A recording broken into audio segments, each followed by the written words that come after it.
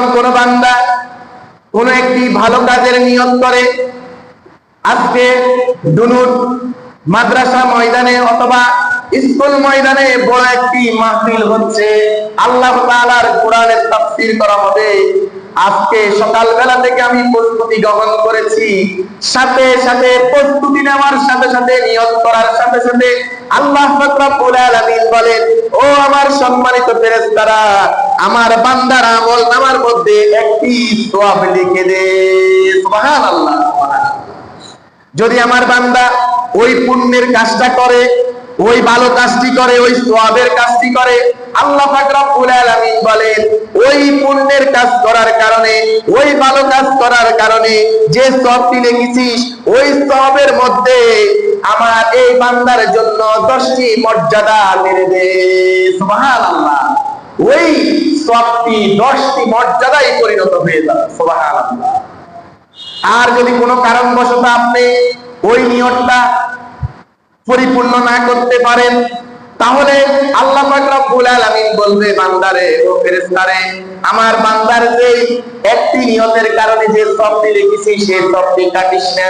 কোনো কারণবশত সেই ওই পুণ্যের কাজটি করতে পারে নাই, কিন্তু সামনে তো আমার বান্দা সেই পুণ্যের কাজটি করতে পারবে। সুবহানাল্লাহ। আমাদের আল্লাহ এমন এমন দয়ালু, এমন দয়ালু। আমি আজকে গতকালকে রাত্রে একটা করে আমার চোখের পানি চলে আসছে। আল্লাহ কেমন দয়ালু। যখন কিছু কিছু বান্দা জাহান্নামী হয়ে যাবে, আল্লাহ পাক রব্বুল আলামিন সহ্য করতে পারবে না। ফেরেশতারা যখন জাহান্নামীদেরকে নিয়ে যাবে, আল্লাহ পাক রব্বুল আলামিন আবার ডাক দিবে, এদিকে আসো।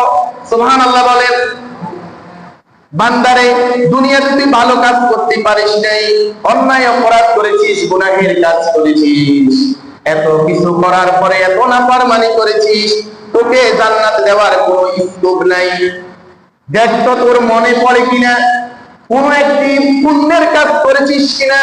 আজকে আমি আল্লাহ রাব্বুল আলামিনের কাছে, বান্দা, তুই পুণ্যের একটি কাজের কথা বল, আমি আল্লাহ পাক রব্বুল আলামিন তোকে সকল গুনাহের কাজকে মাফ করে দিয়ে ছোট্ট পুণ্যের কাজের উত্তরা তোকে মাফ করে দিব। সুবহানাল্লাহ। তখন বান্দা চোখের পানি ছাড়তে থাকবে আল্লাহর সামনে, কাঁদতে থাকবে।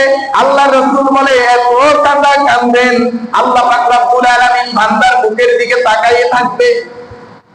তখন মনে করে একজন আলেমকে, কোরআনের হাফেজকে আমি জড়িয়ে ধরে আমি তাকে গাড়িতে উঠাই দিয়ে হাসপাতাল পাঠাইছি। আল্লাহ পাক রব্বুল আলামিনকে বলবে, আল্লাহ, হয়তো আমার এই পূর্ণাঙ্গ কাজটি আছে। আল্লাহ পাক রব্বুল আলামিন বলবে, বান্দারে, তোর এই ছোট্ট পূর্ণাঙ্গ কাজের কারণে তোর জীবনের 60-70 বছরের গুনাহের সকল গুনাহ মাফ করে দিলাম, তোকে আমি জান্নাতি হিসেবে ঘোষণা করে দিলাম। সুবহানাল্লাহ, সুবহানাল্লাহ।